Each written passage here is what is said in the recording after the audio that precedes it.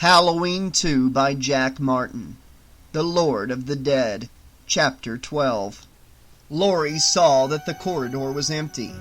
How many more were there? It was a maze, and she was lost in it, bumping from wall to wall, trying to find a way out. The floor was burnished with the circular brushings of a floor polisher. As she stooped low, she was nauseous at the reek of germicidal. She focused her eyes as best she could. The drugs were wearing off, but a leaden residue remained in her bloodstream, enough to cloud her vision unpredictably, as if she had cataracts.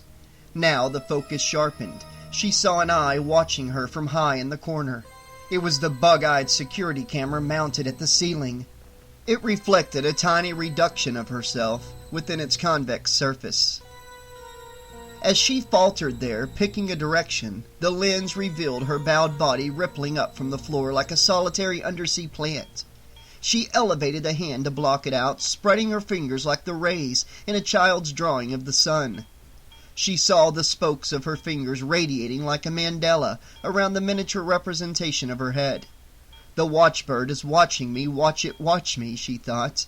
Why waste the time, she wondered. Turn your attention somewhere else. Somewhere it might do some good. Am I supposed to believe somebody's actually watching this? The uselessness of it all was too much to bear. The wound in her shoulder was reopened fully now. Watery blood soaked through her nightgown, crushed rose petals beneath the flowered print. It ached and throbbed with each heartbeat. She leaned into the wall, slid along the corridor. The inset windows of each room were glassy eyes observing her route. If this building put all its circuitry together, she thought, its remote-controlled monitors and alarms, maybe it could come up with an answer before it's too late. Because there is no one left here who can do it. For sure not me. Jimmy, she thought, take care of yourself wherever you are. This isn't your problem. No one can help me now. But do a good job with your own life. There's only one of you. Maybe after this is over. But there was no point in dreaming anymore. The real test lay before her. At the junction, she finally spotted the emergency entrance. There was no one at the desk. She teetered forward, regained her balance, and went toward it. The reception area was dim as an after-hours bar. Charts and pencils were strewn over the counter. Off to the side, she identified the examination room where she had been brought just a few hours ago. A supply cupboard hung open, exposing rows of gauze dressing and a box of tucks. A clump of thermometers leaned upright in the jar of tincture of green soap like swizzle sticks and creme de menthe. It was like the end of the world in a movie she had seen once. The movie was called Is Anybody There? She had watched it one night while babysitting the Doyle kids. Its premise was that one night everyone in the world suddenly disappeared, except for an actress named Susan Penhaligon. Laurie did not know why she thought of such a thing at a time like this, unless it was a nervous reaction to keep herself awake. Well, she told herself, if that's what it takes. She slogged ahead. I'm not a famous actress, but why do I have the feeling that they're not really gone? How can they be gone? They can't leave their patients, can they? But somehow they had. They sure didn't stick around for my sake. Why should they? Nobody ever has. If they had all gone off duty, wouldn't they at least tidy up for the late shift? Apparently not, and yet she had the strong impression that someone was still here, hiding, perhaps up ahead. She could not think of his name or what he looked like, but she was sure she knew him. I can almost remember. Not quite. In fact, she realized, I can't even remember what I'm doing in this place. What was it? An accident? Maybe I'm suffering from some kind of defensive amnesia. She tested herself. What's your name? She knew that one. I'm Laurie Strode. I've always been Laurie Strode. My parents are Mr. and Mrs. Strode. I have no brothers or sisters. We have always lived at... Outside the glass doors, someone approached through the mist. Instinctively, Laurie recoiled. Drifts of mist billowed on the other side of the glass, collecting to form a head and hands, nothing else. Then the door was opening, and Laurie saw that it was a young woman. She was wearing a white uniform which blended with the whiteness outside. Her name started with a J. Jill, that was it. She was good. She was with me when I hurt the most. Yes, it was all right to remember her. Laurie showed herself. Jill's eyes grew large. "Laurie!" she said, speaking to someone who had returned from the dead. Her eyes were so wide that Laurie peeked over her shoulder to be sure the nurse was talking to her. "Where were you?" Laurie wanted to say. "Where is everybody? Is anybody—" The nurse's lips stammered at another question. She was trying to convey too much in too few words. "Laurie, wait," was all she could say. "Wait, I've been—" Laurie allowed the nurse to advance on her. She tilted her head and studied Jill's lips in an attempt to read her meaning. The nurse's gestures were desperate. Laurie wondered if she had been lost outside in the mist and had become hysterical while searching for the way in, just as Laurie had been exhausting every possibility to find a way out. "You don't want to come in here," Laurie thought, but no sounds would come from her throat. "I tell you, there's something dreadful in this place. I can't remember what it is. It must be too awful to put into words, but you should turn around right now and get out. It's—" A tall shape like shadows, made real, lumbered out of the examination room. Laurie's eyes bugged out of her head. Her arms and legs began to quake uncontrollably. She opened her mouth to scream a warning, but the darkness that was where the shape's eyes should have been flowed out, an invisible force to freeze her where she stood.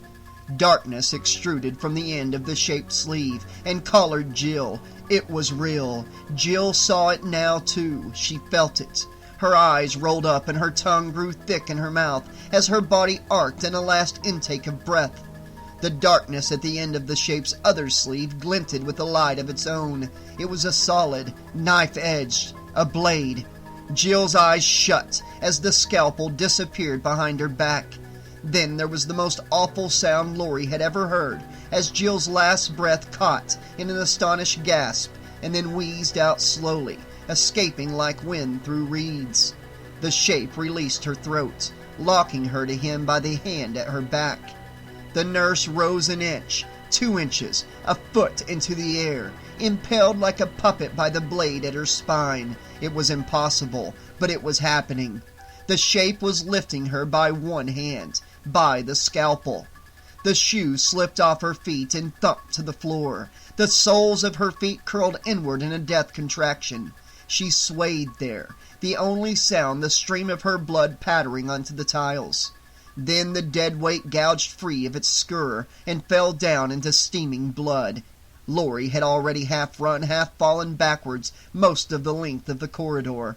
She let the scene blur out. She flung herself blindly over a stainless steel supply cart, medicine and pills scattered like rain in a tunnel. She shoved both arms out and sent the cart hurtling behind her. By the time she was at the end and around the juncture, she heard the cart smash into a wall. Then there was only the measured cadence of horribly weighted footfalls coming and coming.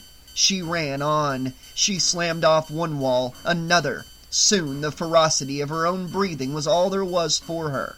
She careened into a steel bar, knocking the breath from her body. She fell on it and could not pass. Her feet skidded in place. Then the bar gave way. The fire door clanged open on a blast of cool air, and she was careening down stone steps. A landing, another door, another bar. She hurled her weight on it. Its latch gave. Footsteps approaching, the stairwell above. She lunged forward. A blast of hot air gagged her. She raised her head. The air was oppressive with orange light, like the inside of a pumpkin. Deeper, more vivid lights on the other side of the room warned her to stop. Past the monstrous iron of the hospital's generator, pipes coiled like the constrictions of a blood-red snake, and then green lights that meant safety. She fell across the room toward these lights, dodging valves. A single clear light beckoned her. She splayed her arms and tripped headlong, embracing it. Clear light blasted her forehead. She saw the red venation of her own eyelids. She raised her face to it. The light swung back and forth, back and forth. She took in the features of its surface. It was one of the security guards, hanged from the pipes in the corner, strung up by the cord of a utility light. Laurie screamed. Again, no sound came out. The pumping rhythm of the generator resounding in concrete through the bowels of the earth. and the sound of the bar on the door across the room disengaging. The shape was in the room. Darkness flowed toward her on heavy feet, covering the distance between the pipes. She turned again, but the security guard could not help her. The shape was all but upon her. Cornered, she scrambled up the pipes next to the body. The connections rose in a nonsensical pattern. A foot went up, her good foot. Her other followed, wrenching as if breaking. She clung, drowning, her stitched shoulder ripping open to the bone. A face in the fire window above her, a girl's face, her own. It gave way. At the first thrust of her hands, it flapped open. Impossibly, she elevated her body up. Below, the footsteps stopped. A waxy hand closed on her ankle. She kicked up and in. She was through the window. While below, a no longer bright scalpel sabered the red air. Her legs kicked until there was nothing left to kick, and she fell. More darkness. Boxes toppled around her. She was in the storage room. Below the red window, a hulking shape pounded the wall on the other side. Pure adrenaline directed her through the terminal maze. Green safe lights on white bricks. Chained cages. Footsteps on the other side of the walls. In the walls. She did not know where to turn. A dark rectangle the size of an upright coffin. It was marked fire door, keep closed at all times. It unbolted. A dark hand reached through. She dodged and ran. Beyond the chain links, a dot of red light on the wall. An elevator. She slapped its door, which would not open. 21GB. The light was at 2. She beat at the black button. The light moved down to 1. The shape swung toward her, knocking jars of chemicals from shelves. Glass crunched and ground to sand under its shoes. The light descended to G. The shape lurched wildly, swinging still. The door layered open. Lori plummeted into the elevator and hammered every button. The door pumped, grinding to shut. But the blade, the rubber door guard, was thumping and thumping, closed on the blade. She backstepped, and the elevator's outside loading door slid open behind her on misty darkness. She collapsed into the parking lot. The outside elevator door bumped closed. Run, she thought. Run before it gets out. Don't think. One hand, one leg, up, out, through the mist to a yellow 57 Chevy. She slumped into its wet, still sides. The passenger door handle chilled her hand. She managed to get it open and scrabbled inside. She locked the door and assumed a defensive position on the front floor. Time passed without meaning. Was he coming? She was sure he must be able to hear her breathing. She climbed up to eye level at the dashboard. The obscured lot. Cars placed far apart like chess pieces in an endgame. A Volvo by the ER door. Nothing moved next to the building. Then a dark shape passed outside the car, like a ship in fog. She hadn't locked that side. The button! The driver's door popped open. A man in dark clothes sank onto the seat. "Jimmy!" She could not say his name. She tapped his leg. His head lolled. His mouth fell open, and red drool ran through his teeth. Finally, his eyes found her. His hand fumbled for the gear shift. "It's all right," he slurred drunkenly. We're gonna get out of here." He aimed his key. He lost concentration. "I think," he said almost unintelligibly, "I think he killed us all." The key slipped from his fingers, and he dropped headfirst onto the steering wheel, as if his strings had been cut. The horn blared. She sprawled across him, wedging him away from the wheel. The horn stopped.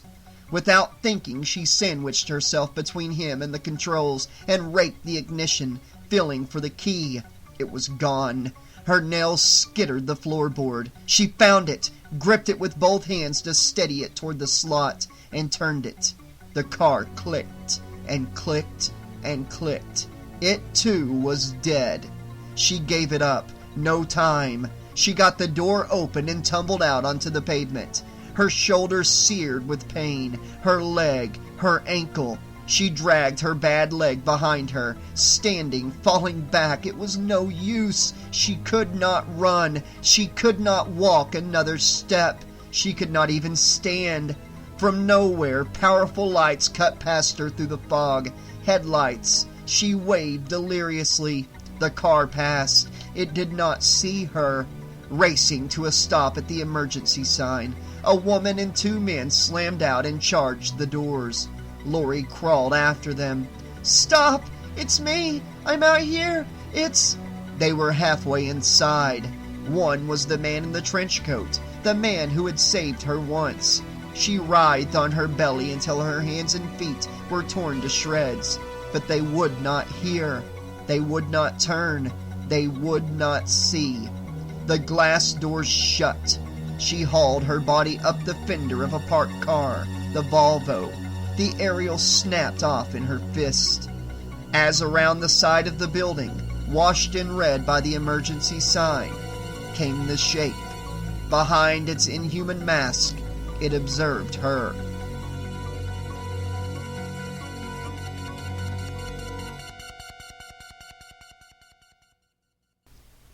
Chapter 13. Loomis thought he heard a car horn blaring like a lighthouse warning as they entered the hospital parking lot. There was no sign of life. It was a poetic image, but there was no time for any of that now. The marshal allowed the barrel of Loomis's gun to point him to the emergency entrance. "I ought to handcuff you to the wheel," said Loomis, "but I have a feeling I'm going to need you in there. Can I trust you?" "What have I got to lose except my job?" "All right, let's go." He led them through the mist to the glass doors. He went in first. Loomis had the feeling they were entering a tomb. For all I know, it may already be too late, he thought. "Check the rooms down there." He motioned the marshal into the main hallway. It was surprisingly dark there, the perspective shaded and forced. The marshal cocked his head. "Well, move!" "Dr. Loomis," Marion said. "Stay with me and shut up!" A rattling. 3 heads turned to the entrance. A distorted face and hands, red as a surgeon's glove, smeared the door. It was the Strode girl, no longer catatonic, but wriggling in the clutches of unreasoning terror, flattened to the glass by the pressure of uncontrolled panic. Her lips contorted into a soundless scream. Loomis bounded to the door. He attempted to catch her, but she arched and made a grotesque effort to run. Her eyes, thought Loomis. Her eyes! He set the bolt on the door, then went after her. "Dr. Loomis, look!" A dark juggernaut appeared outside. "It's him!" screamed Marion. The marshal reached for his empty holster. Marion took the Strode girl into the hallway. Loomis stood his ground, solid as a rock. The shape's cadaverous white mask jutted forward, and then its arms went up. It walked to the door. The closed door. Loomis could not tell whether his shot hit the door first, but there was a shattering crash as the glass broke in a hell of bright nuggets. The shape walked through the door. Loomis took steady aim. Another shot.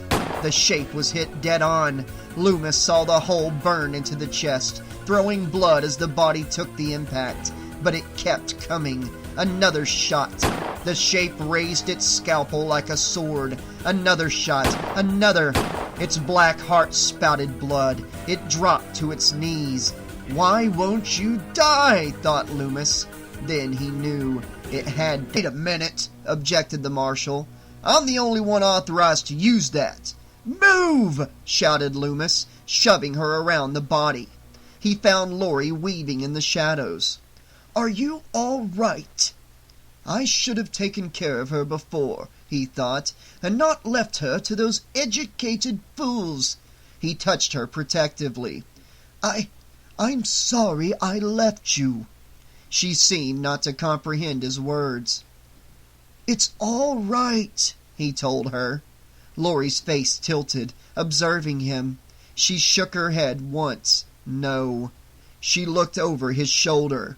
As Marion went to the car outside, the marshal bent down to feel Michael Myers' pulse. "Get away from him!" warned Loomis. The marshal turned his back on the body. "He stopped breathing." "No!" Too late. The shape sat up, scalpel in hand, and slashed the marshal's jugular with a single blow. Loomis yanked Lorry behind him. His gun was empty now. The shape got to its feet. It grew up from the floor to a new height. Loomis jerked the girl into a side corridor. He half carried her with one arm, running from door to door. The green letters of an exit sign. Across from it, a door that swung wide. It wouldn't lock. Heavy footsteps pounded the floor. Loomis dragged Lorry through a second inner door, a wood door with a glass inset. It had a lock. They were in an operating room, piercingly bright in the center. A silver reflector hung over a surgery table, like a bisected moon. Loomis flung her ahead of him. She staggered to a wall where she sank down the tiles like a bloody doll. The white tiles were hard to stand. He felt the smooth, delicate skin of her face, the wisp of down behind her ear, the warm pulsing of her carotid. He noted her cheekbones, the fine line of her nose, her eyes, and the intelligence that still lived there. It would stand her in good stead for another 60 or 70 years, if only it could survive. He saw the broad forehead, the brain that was growing within, the very pores of her skin, each one a miracle in itself. She looked back into his eyes. It was as if he was seeing all the generations that had conspired to bring forth this latest and most perfect image of humanity. Everything he had given his life to preserving and nurturing, here in its purest form. The witch, than which there is no witcher. She must not die, he thought. I will not have it. He placed the marshal's gun in her hands. "Here," was all that came out of his mouth. "Use it if you have to." Behind them a mighty force pounded the door. "Don't listen to that," he said. "It's only the dark." The pounding splintered wood. Staring back into his eyes, a calm came over her. It was as if he already knew all that she felt, those things which made up the core of her being, the pure flame that burned there, and from which she had always drawn sustenance.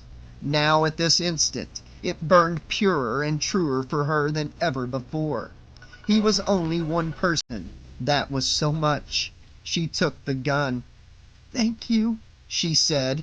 As the shape splintered through, Loomis hit the light switch. The room was overrun with darkness. It stood there in the doorway, illuminated from behind. For a second it hesitated. Then it moved on Loomis. He raised his revolver one more time, pointed it at the shape's face, and pulled the trigger. It clicked. Empty, of course. A bloody scalpel came forward. Without hesitation, it hooked into Loomis's stomach. His eyes opened all the way as if to a great light. A moment. Then he plunged backwards into a table, spilling useless instruments all over the floor. The shape turned to Lorry. Strangely calm, she sat where she was and saw it all. She searched out its eyes behind the mask, eyes which would glint like chips of ice if she could find them. It crossed the room in 3 steps. Lorry spoke. "Michael," she said. Its head tilted quizzically. Then it raised the scalpel and came on. "Stop," she said clearly. She lifted the marshal's .38 and fired. She fired again. Blood streamed from the eye sockets where she had aimed. The shape swung the scalpel widely. Blinded, it snicked the air in a wide circle. It could not find her. Loomis, blood seeping through his fingers, fell upon the oxygen tanks. She saw what he was doing. She joined him. Together, without a word, they opened the valves. The hiss of oxygen filled the room. When it was done, Loomis pulled her away and shoved her through the place where the door had been. "Go!" he said. "Now!" He confronted the shape alone. The dark figure danced a blind frenzy in the middle of the room. Loomis went into his pocket one last time. He gripped the lighter, Hunt's lighter, so that it could not slip out of his hands. There was only blackness beyond comprehension behind the mask. "It's time, Michael," he said. That was all. He struck the lighter. There was an explosion like the sun. Outside in the hallway, Laurie was thrown down by a fire cloud. The last thing she saw was a figure trying to stand upright, walking through the fire, until he was completely consumed by flames. Epilogue. In the first gray shining of dawn, people descended on the hospital. They came walking slowly from the tree-lined avenues and side streets of Haddonfield, materializing out of the lingering mist. They shuffled forward like sleepwalkers. A patrolman saw them coming and signaled the trucks to finish up. The fire trucks had gone, but 2 ambulance crews remained. Then he went to the doorway of the burned-out building. Hunt was inside, brooding over the gutted rubble. "Want some coffee?" said the patrolman. "No, but you can come in." "No, thanks." "What's the count?" asked Hunt mechanically. 10. The patrolman's voice broke from fatigue. "So far." They walked out to the car, as Laurie was led to a yellow ambulance. Though heavily bandaged, she was refusing to be carried on the stretcher. Rumpled news photographers elbowed to get a shot. Men in jacket liners with porta-packs. "First execution I ever covered," one of them said to a member of the other ambulance crew, the cleanup detail. The attendant sealed a body bag and jumped down before closing the doors. "Whew," said the reporter. "Don't that stink, though? Bet you fellas get used to it, huh?" "Never do," said the attendant. "Say, which one was that?" "Be damned if I know," said the attendant. "Burnt to a French fry. All I know is somebody had themselves a real nice cookout last night." "I hear there were 2 of them." "Only one like this. Other one got blown to Kingdom Come." "So what do you do now? Dental records, that sort of thing?" "If anybody cares, you never know. They might just take their choice. It doesn't much matter. They're both gone." "Right." The attendant hauled himself up and into the seat. "Yo," he said to the driver. The door shut. He rolled the window down. "I'll tell you, though, if there's another doctor somewhere wants to know, we better do the best we can with what we've got. If you want to know the truth, we haven't found a damn piece of the other guy. One thing's for sure, even if they do find the pieces, there's no way in hell he's ever going to get put back together again. You can count on that." He waved to the reporter and nodded at his driver. "Let's go." The reporter wandered back to the other ambulance. "Can't I ride in front?" Laurie was saying. "Sorry," said the attendant. She had never seen him before. "I have to put you in the back." He opened the doors. "Are you ready?" "Okay," she said. He got in with her. "Okay," he said to his driver. The ambulance moved out. Her attendant started filling out a form on a clipboard. "Who are your parents?" he asked. "What?" What's their address?" The ambulance threaded carefully through the scattered walkers on the road out. A gang of 4 little kids came out of the mist. They looked pale and drawn. "What?" said Laurie. "Your address. Where do you live?" Her face was set and expressionless against the window. She would not lie down. She felt the pain, but she knew she could bear it. She didn't care where they were going. She took a long time answering. "I don't know," she said. "I really don't." Then there was only her face framed in the square of safety glass, on its way out into the cool, blurring mist of that great gray, empty morning. The end. Okay, Slashaholics, this has been Halloween 2, the novelization by Jack Martin. I gotta say, just like Halloween and Halloween 2, the original first movies, are my favorites, I really enjoyed this novelization. It's one of my favorite movies out of the entire Halloween history of movies, even the latest one. This part 2 will always be my favorite. I like this part 2, I love this part 2, and I like it a lot more than Rob Zombie's part 2, and I like it a lot more than H2O, and I like it a lot more than Halloween 2018, especially Halloween 2018, but I've already discussed that a lot in the chapter uploads about how I wish they hadn't dropped the whole sibling angle. Some people agree with it, some people don't, and hey, everybody's entitled to their own opinion. But right now, I'm doing my review of the book, and I'd love to hear what you guys thought of this book in the comment section below, whether this is the conclusion upload with just the last couple chapters, or if you're listening to the unabridged version. Either way, I love to discuss these books with my listeners, so please take the time, drop a comment, let me know what you thought. Let's talk about it. As far as what I thought that Jack Martin took the movie script and he added just enough to it and put us into the minds of enough characters and really made the book more than just a retelling of the movie. You know, he really had a way of putting you in the scenes and putting you there, and his descriptions were great, and you could feel the terror when people were scared. You could feel the knife cutting into the skin when Michael was killing somebody. I mean, Jack Martin did a great job with this novelization. I can't think of anything that I really didn't enjoy about the book or the movie, to be honest. I thought the way he handled Laurie's memories, you know, was fantastic. Anytime we got to go into Laurie's head during this book, it was amazing writing. The same goes for Loomis. Loomis was a little bit talkative in this book, but then again, that's Loomis for you. I picture Loomis a bit differently in the books so far than he is in the movies, but still, great character. I thought the showdown was amazing at the end. Of course, we all know that as far as the movie goes, Loomis didn't stay dead, nor did Michael. But hey, we've still got Halloween 4 to do on the channel, which will be the next time we come around on the rotation to Michael Myers. I will be doing the novelization of Halloween 4. And I do like that movie. It's not my personal favorite, but I love all the Halloween movies for one reason or another. But I am looking forward to doing that novelization.